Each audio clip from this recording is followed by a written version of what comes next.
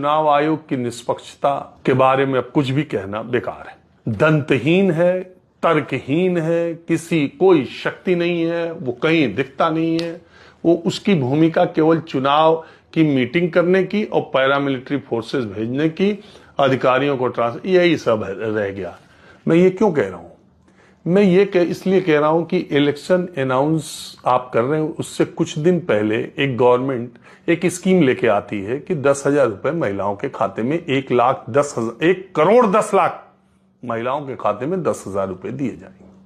वो एक बार में 21 लाख लोगों के अकाउंट में ट्रांसफर करती है और उसके बाद चुनाव घोषित हो जाता है।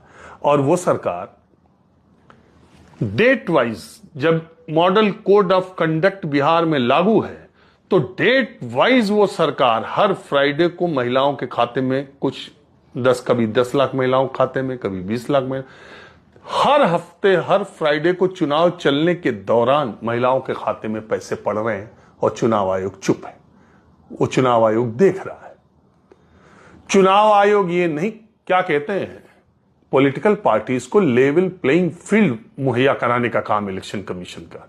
अब आप बताइए, परसों चुनाव होना है और फ्राइडे के अकाउंट में अगर 12 लाख महिलाओं के अकाउंट में 10,000 आया है और वो पांच महिला से कहती है कि मेरे 10,000 आ गए, तुम्हारे कब आएंगे? मेरे तो नहीं, कहे तुम्हारे अगले आ जाएंगे, नीतीश जी की सरकार रहेगी तो अभी तो तुम्हारे चुनाव से पहले ही आ जाएंगे और तुम्हारे भी आ जाएंगे। फॉर्म भर दिया, देखो हमने भरा था, हमारा पिछली बार नहीं आया, इस बार आया, तो तुम्हारा अगले वीक आएगा, तुम्हारा अगले वीक आएगा।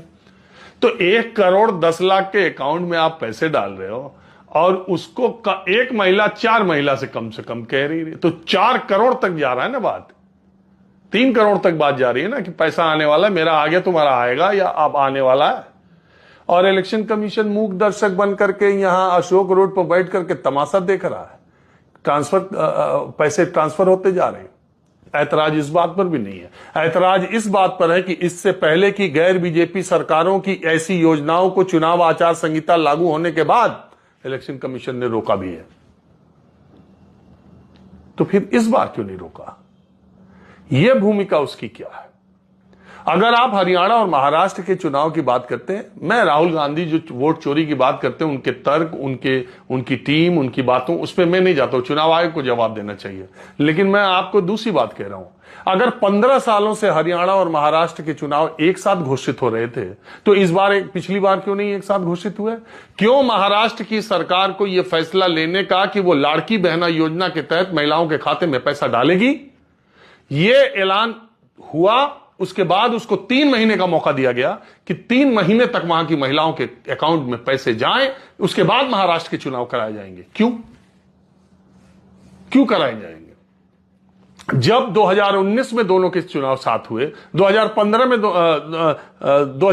में दोनों के चुनाव साथ हुए, 15 सालों से 3 बार से दोनों हरियाणा महाराष्ट्र के चुनाव एक साथ हो रहे थे, तो फिर चुनाव आयोग का क्या तर्क है, क्यों उसने महाराष्ट्र में लेट किया?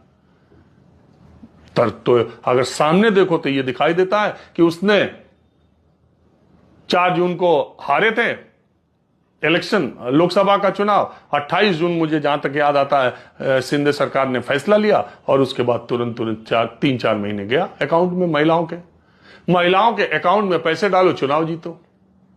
ये अच्छा तरीका निकाल लिया शासन में बैठने वाले लोगों ने।